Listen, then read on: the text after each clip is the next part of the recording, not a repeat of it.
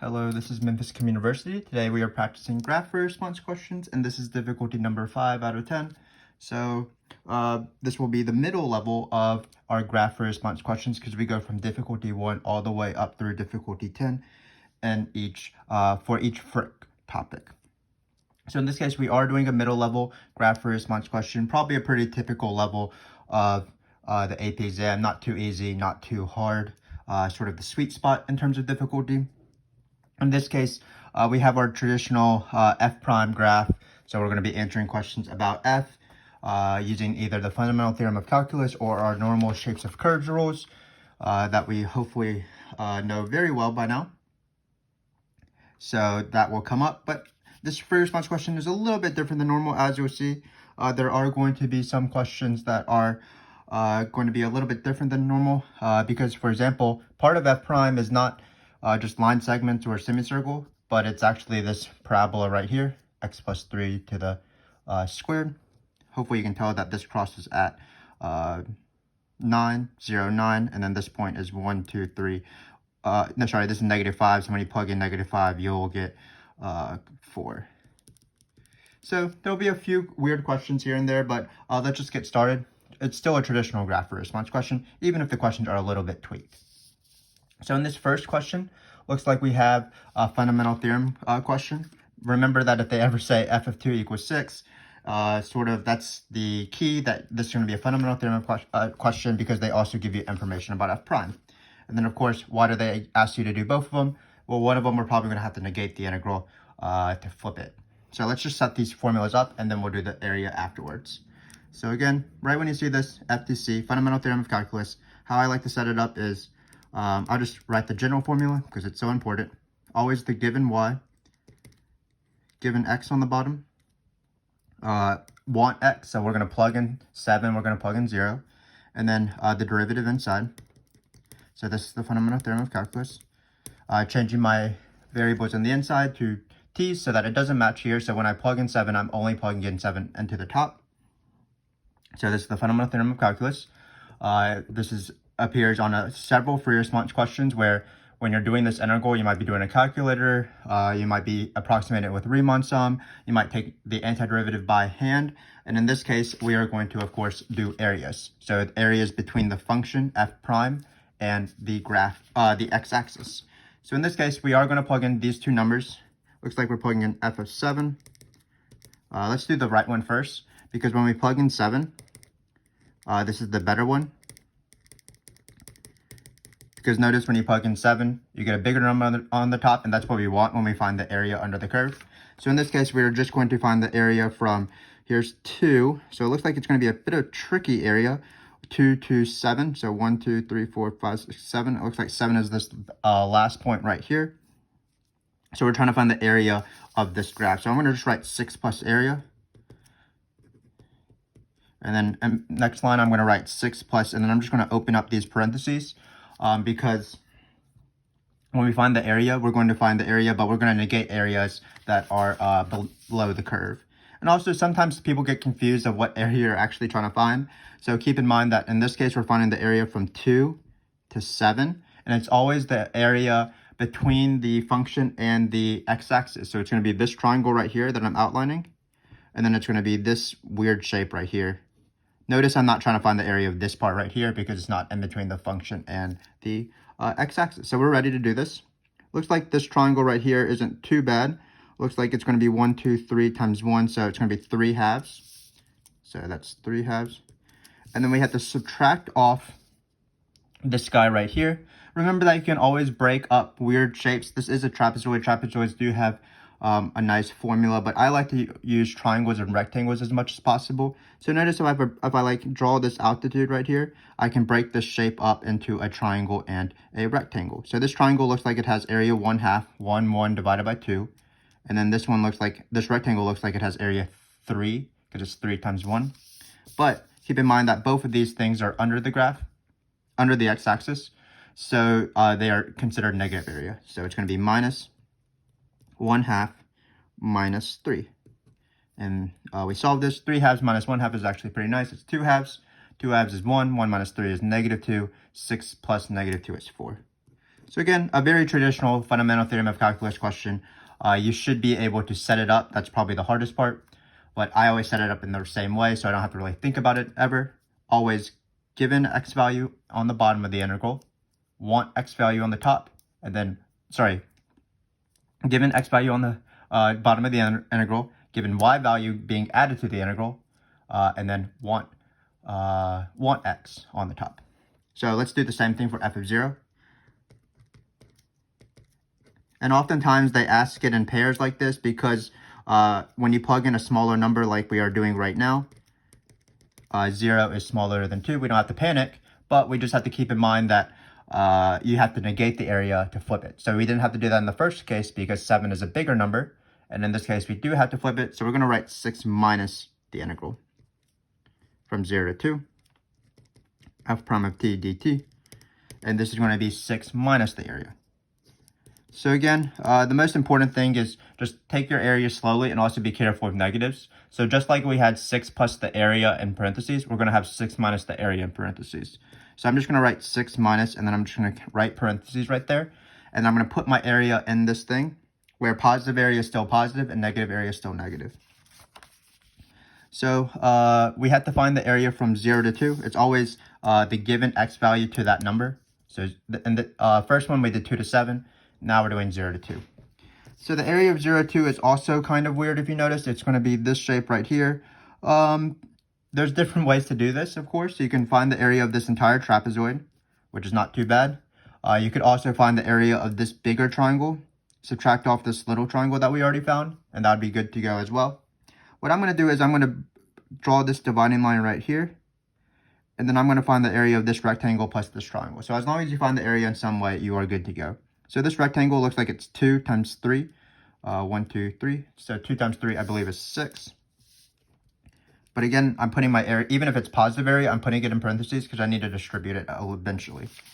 And then finally, we have the area of this triangle right here. Let's count. I believe it's 6. 1, 2, 3, 4, 5, 6. That is true. 6 times 2 is 12. We do need to divide it by 2, so we get 6 again. So when you have 6 minus 6 plus 6, again, this is 6 minus 12. Just be careful. This negative should be distributed to both of them. So 12, 6 minus 12, that's negative 6. And that is the answer. So again, a very, very traditional fundamental theorem of calculus question. We are given a point F. That could have been presented sort of in this paragraph right here. But we want to find two F values. This is the general formula for any F value. This is the fundamental theorem of calculus. How do you find F? Well, you add the initial y value plus the net change between 2 and that number. Then we plugged in 7 and 0, which is careful with area in each time. When we plugged in 7, because the number on top was already bigger, we just found the area, but we found it carefully still. And then when we plugged in 0, we did have to negate. Keep in mind there's always two negatives at work usually in these questions. The first negative is just negative for areas underneath the curve, so this was negative.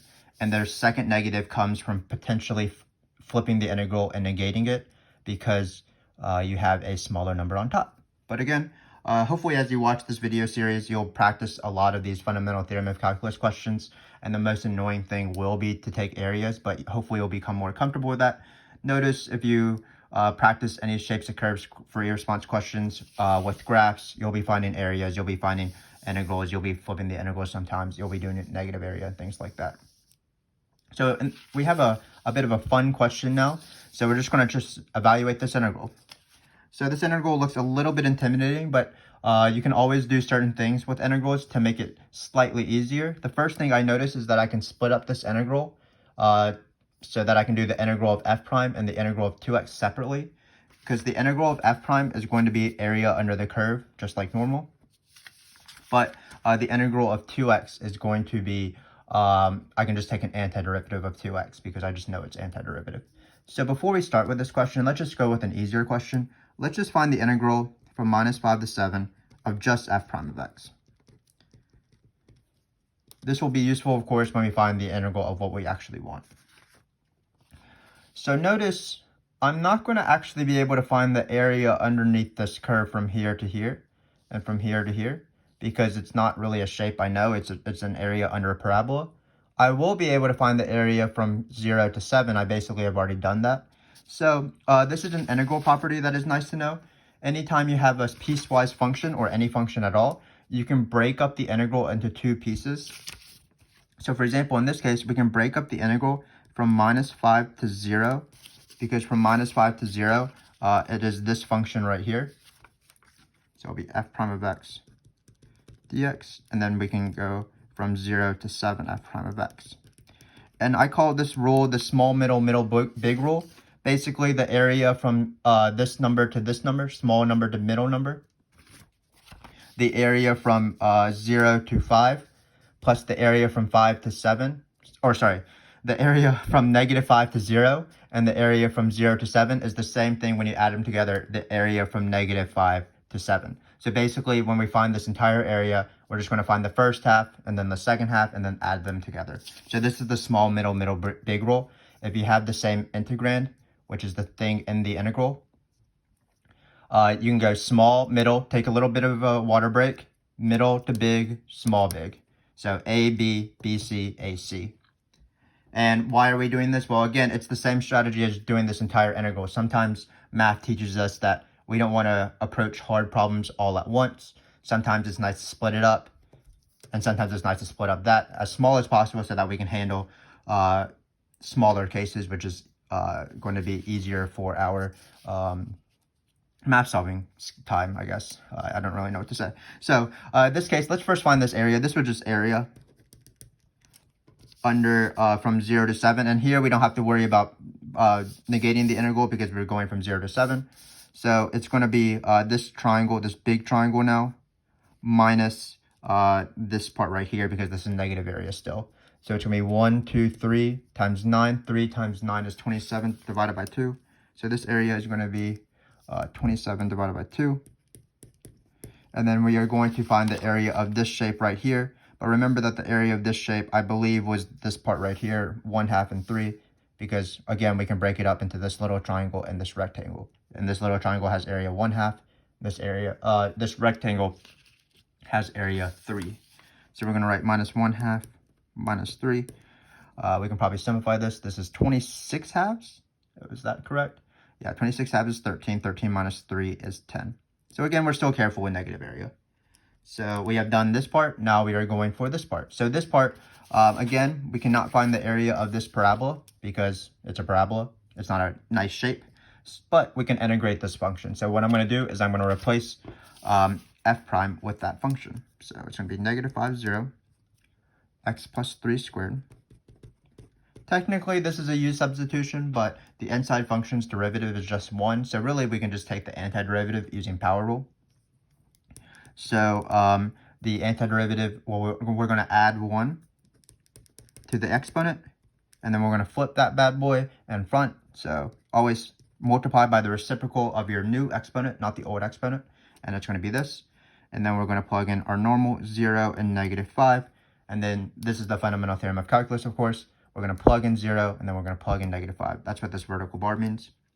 So when we plug in 0, we'll put parentheses. When we plug in 0, looks like we're going to get 3 cubed over 3. That is lovely, because that is going to be 27 over 3, which is 9.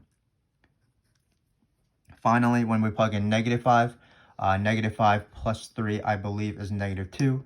-2 cubed is -8. So we're going to get -8/3, but it's going to be minus -8/3. Be careful, because you're plugging in this number minus plugging in this number.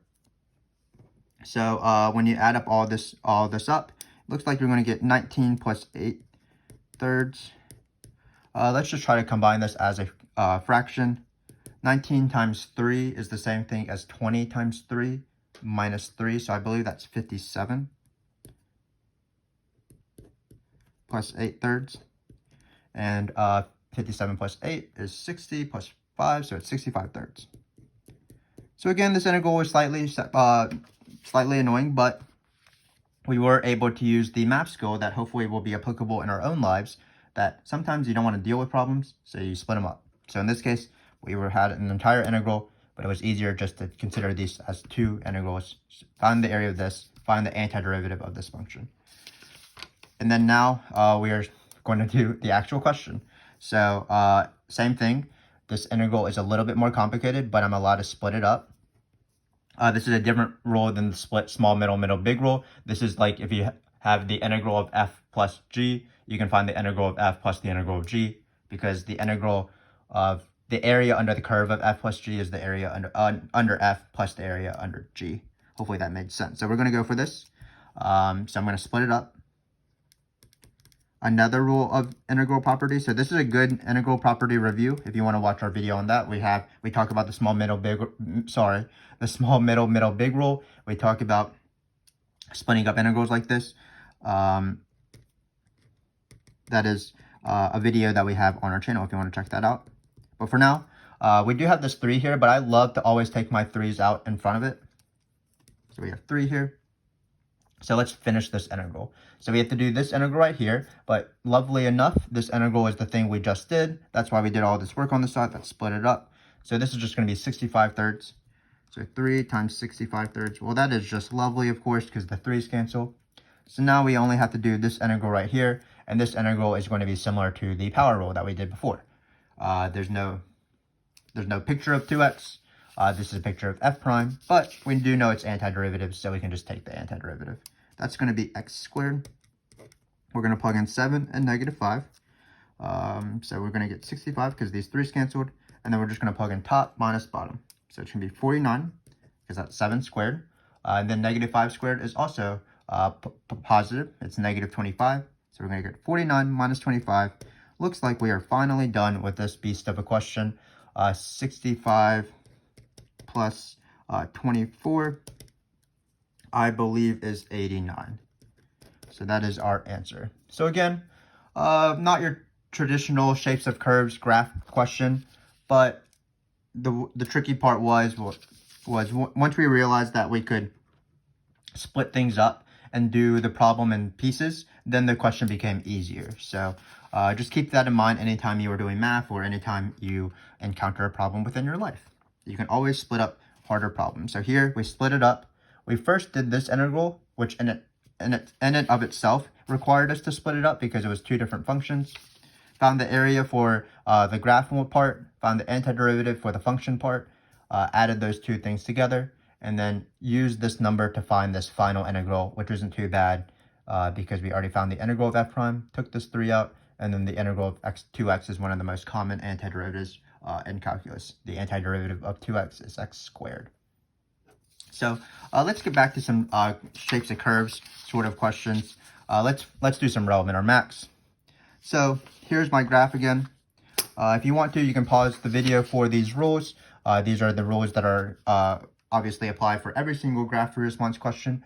Remember that when you're using the rules, you want to know the rules as specifically as possible. So just know where f prime appears, know where the difference between f increasing and f prime increasing, things like that. I always justify as specifically as possible, so I always have f prime there. But hopefully, if you are a little bit rusty with these rules, I would encourage you to rewatch videos like 1 through 4 or so, difficulty 1 through 4, because we go over the rules more in depth there. In this question, we're doing relative min or max, but before that, I'm going to just answer the main shapes of curves questions for your benefit. So where's f increasing? F is increasing where f prime is positive, so it's everything above the curve, so it looks like it's from here to here, here to here. This point right here, because this triangle is also positive.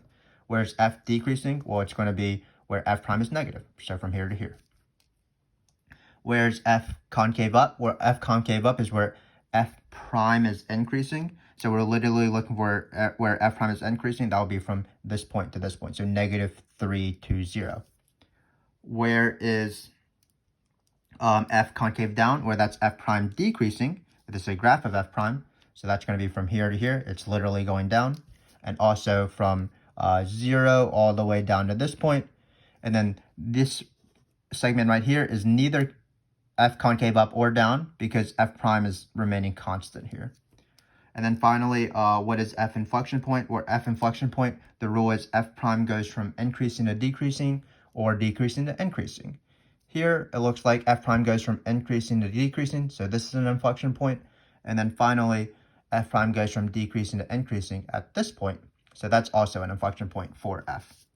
But of course, you don't have to answer all of those questions. You can just answer the question that is presented. In this case, it's find the critical points of f of x. So the critical points of f of x.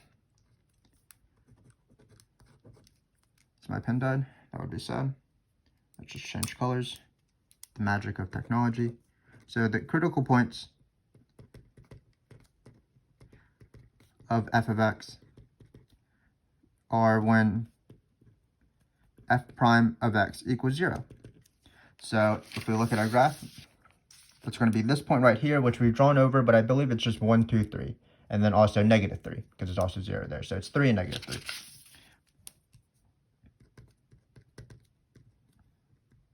Some students get confused because they know that when f prime doesn't equal 0, that also is a critical point. So for example, they'll think that this is a critical point because there's a sharp point, and they'll think that f prime doesn't exist there. But just be wary, f prime does exist there because f prime, I can just tell you what it is. The y value is 9. This is a graph of f prime. What doesn't exist there is the slope of f prime, which is actually f double prime. So if you wanted to find f double prime, that wouldn't exist. So that would be a critical point of f prime. And indeed, it is a critical point because it's an inflection point of f. So just be wary of that. When you have slopes not existing at sharp points, or corners are what some people call them, be wary that it's the derivative of that graph. That's the thing that doesn't exist. So here, the derivative of the graph would actually be f prime, f double prime. So, for example, x equals 0 is not a critical point in this case. So we only have negative 3 and 3, so we're going to categorize each of them. So add x is equal to negative 3, add x is equal to 3. So add x equals negative 3. We're going to go back to our graph. Looks like f prime goes from positive, but remains positive because it bounces at this point, so that's neither. So f has neither, because that's an option, rel min, rel max, or neither. At x is equal to negative 3 because f prime doesn't change signs there. You can say that it remains positive on both sides or something like that. So the more important one is x equals 3, of course, and at x equals 3, f prime goes from positive to negative. That is the rule for relative max, of course. You're running uphill and then downhill on an f graph. Of course, we never draw our f graph. We just have the f prime graph to tell us about the f graph. But if we were to picture the f graph, it would have a rel max. So it would have a hill at x is equal to 3 because we're running uphill from represented by this, and then we're running downhill. So at x equals 3, f has a rel max.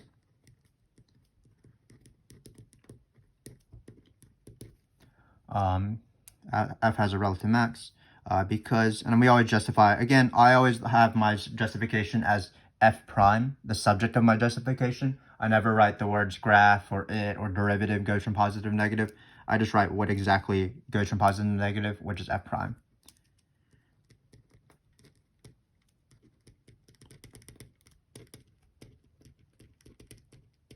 And that is a very traditional shapes of curves question. Anytime you have a graph question, you should expect some shapes of curves questions that are represented by this grid. If you're lucky, actually, in my opinion, you would get like 2 or 3 questions on a free response question, but at least you'll get one. Something about increasing, decreasing, can't give up, relative min or max, which is the same thing as local min or max, or inflection points. A question that doesn't appear very often is the final question, find the average rate of change of f of x. So just keep in mind that average rate is a different thing than average value. So let me just remind you of that. Average value of f is 1 over b minus a, the integral of f. This is a different thing than the average rate of change of f. So let's review average rate of change. So average rate of change, again, different than average value. What you should think about is that if the words average rate are together, that's a different thing than average. The word value doesn't really matter anything. Like this could be the average value of the rate of change. The important thing is average versus average rate. An average rate on the calculus exam is usually algebra slope because the instantaneous rate of change is the calculus slope. So all your rates are different types of slopes. your instantaneous rate at a certain time, that is calculus slope. In this case, average rate of change is usually algebra slope. So f of b minus f of a over b minus a. So in this case, you could solve the question like this. You could find f of 7 and f of negative 5. It would be a little bit tricky because you would have to do some area stuff. Remember that we did find f of 7, so that's great. But f of negative 5 would require us to do similar things in this question. We would plug in negative 5 into the top. We would have to negate the integral, and this area is a little bit tricky. So it doesn't seem like that's the right way to go, even if that is a valid solution. Remember that there's another formula for average rate of change that is used less often than algebra slope, because average rate of change is the same thing. So average rate of change is the same thing as the average value of f prime, because f prime is the rate of change. So these two things are the same. And we have two formulas for it. So we have the algebra slope, but also we have this formula right here, where instead of having f of x, we have f prime of x. So we have 1 over b minus a b f prime of x. And notice that these two formulas are equivalent, because when you apply the fundamental theorem of calculus in this question right here on this integral, you would take the integral of f prime and you would just get f of x, and then you would plug in b and a, and you'd get f of b minus f of a. Boom, that is right there. So when I think of average rate of change, I always think that there's two formulas. There's a slope formula, and then there's the integral formula where you have to multiply by 1 over b minus a. I use this formula most often, but it's definitely when f is given, and I use this formula when f prime is given, especially if there's a calculator, or even in this case where everything is about f prime, the graph is about f prime to tell us about f. If I had f values, I would just obviously use this formula because it's very easy. It's just algebra slope. But sometimes it's hard to find the f values. So again, if the given is f prime, you use this. If the given is f, you use this. And before we do this question, we do have, hopefully by the time you watch this video and you need it, we do have videos on average versus average rate versus average value of f prime. So check that out in our integration topics playlist. But for now, again, I'm going to do this formula right here. And why is this so nice? Especially because question 2, we actually computed this integral, if you remember, by splitting it up and finding the area underneath this curve and then the antiderivative under this curve. So we actually found that this area was 65 thirds. So I'm just going to replace this entire integral with 65 thirds. We are finding the average rate from negative 5 to 7. So that's why we wanted the integral from negative 5 to 7. Hopefully all this flipping isn't confusing you. So we have 1 over 7. Remember, it's the top number or the right number minus the left number. So in this case, it's actually 7 minus negative 5 times this integral. We can put the numbers already, so let me mark that out. Negative 5, 7, f prime of x dx. So it's 1/12. And then we have 65 thirds here. So we're going to place this integral, get rid of it, substitute in 65 thirds. This number right here is 1/12, I believe, because it's 7 minus 5, and we are done with the answer. The answer is 65 over 36. Hopefully I did all my math right. There's a chance that I did some of these areas wrong, but that is definitely always a possibility. But if I didn't, we are done. So this has been a little bit different of a free response question, but in my opinion, it's not still of a level that is sort of impossible or unfair. So we had a very traditional f prime graph. We did fundamental theorem of calculus like normal to find f values, where we were careful with negative areas and negative that results from flipping the integral. Then we had this hard integral right here, where we saw that splitting up the integral helped us. We used several integral properties like small, middle, big. Technically, when you flip the integral, that's also an integral property. We also took out constants. We split up functions to make our lives a little bit easier. And we slowly did this integral, where this integral was area, this integral was antiderivative. We found that number to replace for this integral right here when we did the entire integral. And then the integral of 2x we did separately as well. Finally, we had our traditional shapes of curves rules, which are probably the most important question in my opinion, because they're easier points to get. Notice we didn't have to do any areas for this. We're always just looking at a graph. So I really want you guys to hammer in all these rules so that when you see them, you're very comfortable with them. And they're just very easy points. Like, for example, you see, oh, there's an increasing, decreasing question and an inflection question and a rel min or max question. That's like 6 or 7 points, which are quite a lot of points on the AP exam. But in this case, we did have a relative max at 3, relative neither at this point right here because f prime stayed positive. This was the inflection point. For example, this is where, right here is where f is increasing because it's positive and concave down because f prime is decreasing, things like that. Same thing with this interval right here, all the way up to here. So just be very careful with this shape of curves rules, and just by practicing all these questions, you should be good to go. Finally, we had a rare average rate of change question. We remember that average rate, there's 2 formulas for average rate.